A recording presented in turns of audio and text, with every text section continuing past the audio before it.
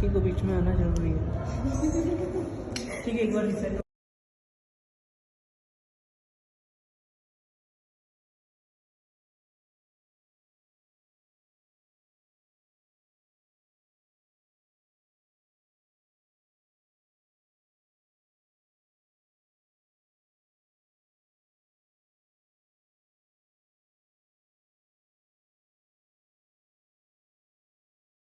નમસ્તે, હું છું ડૉક્ટર પ્રિયમન કુમાર પરીખ અને અહીંયા assistant professor institute of design Nirma યુનિવર્સિટીમાં છેલ્લા 5 વર્ષથી ફરજ નિભાવું છું. અમે લોકોએ આ વખતે હું અને મારા જે કલીગ છે પ્રોફેસર કિશન પટેલ, અમે લોકોએ ભેગા થઈને એક કોર્સ પર કામ કર્યું હતું. એનું નામ હતું internet of things in product design, IoT, જે ઇન્ડસ્ટ્રી 4.0નો પાર્ટ છે. તેમાં અમે લોકો સ્માર્ટ પ્રોડક્ટ્સ પર કામ કરતા હોઈએ છીએ.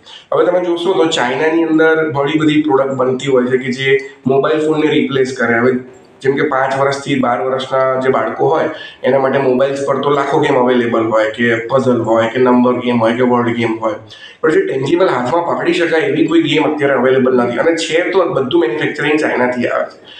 તો આ સંદર્ભે અમે એવું વિચાર્યું કે માણસના 2 બ્રેન હોય છે, લેફ્ટ બ્રેન અને રાઇટ બ્રેન. હવે લેફ્ટ બ્રેન અને રાઇટ બ્રેન, કોઈ એક બ્રેનને એક્ટિવ કરવા માટે અમે આ વસ્તુ કરી હતી કે રાઇટ બ્રેન શું કરે કે બધી વસ્તુ યાદ રાખવાનો ટ્રાય કરે. હવે અમે લોકો એવી ગેમ બનાવી જેનું નામ આપેલું ડિક્ટો, જેમાં 64 બટન હોય છે, 64 બટન્સ, અને ઉપર 64 નાની નાની ઝીણી ઝીણી એલઈડીઓ હોય.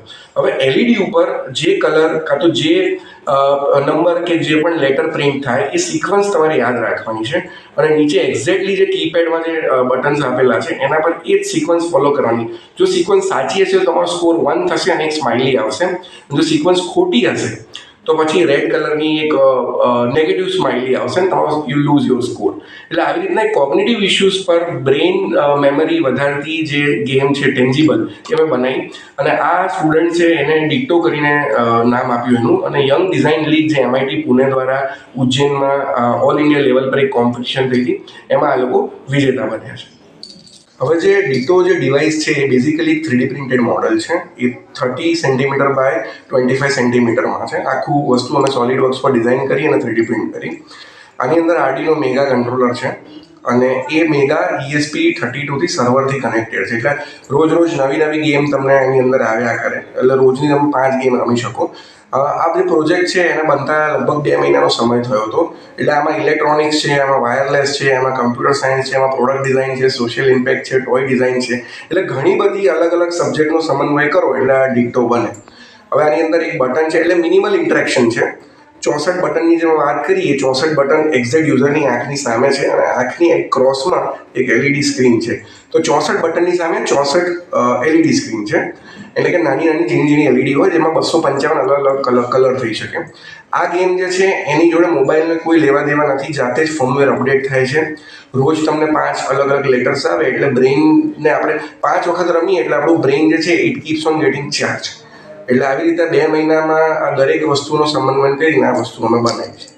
હવે સૌથી પહેલાં તો અમે કોઈ પણ પ્રોજેક્ટ બનાવીએ તો અમારા માટે ભગવાન યુઝર હોય છે. હવે આ કેસ જે ડિક્ટોવાળો જે છે એમાં યુઝર જે છે એ નાના કિડ્સ છે, એમના પેરેન્ટ્સ છે. Parents indirectly involve. એટલે અમે પણ આ વસ્તુને લગભગ 40 થી 45 બાળકો પર ટેસ્ટ કરી કે ભાઈ તમને મજા આવી કે નહીં, તમે રોજ રમશો કે નહીં, તમને કેવું લાગ્યું, શું આ તમે રમીને તમારા બ્રેઇન મેમરીમાં કોઈ ફેરફાર પડ્યો, તમારું કોન્સન્ટ્રેશન વધ્યું, યાદશક્તિ વધી, મોબાઈલ ફોનને અડવું નથી ગમતું હવે તમને આના પછી. તો આ બધા જે અમારા મોટિવ્સ હતા એમાં પૂછ્યા અને એમાં લગભગ 45માંથી 37 થી 38 સ્ટુડન્ટનો પોઝિટિવ રિસ્પોન્સ હતો.